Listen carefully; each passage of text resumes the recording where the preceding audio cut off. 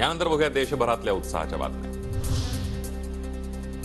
नागपुरातील राष्ट्रीय स्वयंसेवक संघाच्या मुख्यालयामध्ये दीपोत्सव, संघ मुख्यालयाचे कार्यालय आणि परिसर दिव्यांनी सजला। अयोध्येतील श्रीराम प्राणप्रतिष्ठा सोहळ्याचा आनंद।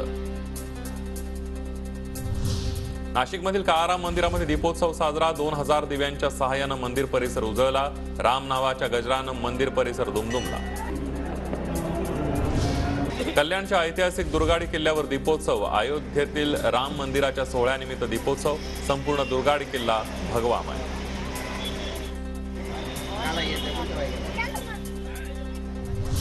कोल्हापूरमध्ये छत्रपती राजघराण्याच्या वतीने पंचगंगा नदीची आरती। संभाजीराजे छत्रपती, मालोजीराजे छत्रपतींच्या हस्ते पंचगंगा नदीची आरती।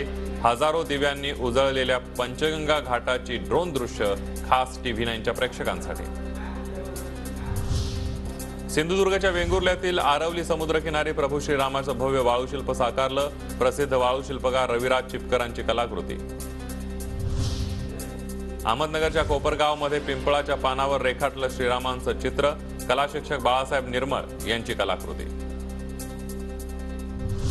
शिर्डीच्या साई समाधी मंदिर परिसरामध्ये अवतरले वानरराज। सोहळा सुरू असतानाच 2 वानर साई समाधी मंदिरासमोर ठाण मांडून बसल्यानं साई भक्तांमध्ये कुतूहल। कोल्हापुरातील अंबाबाईची श्रीराम पंचायतन रूपामध्ये पूजा। गर्भगृहामध्ये प्रभू श्रीराम, सीतामाता आणि हनुमानाचा देखावा सादर।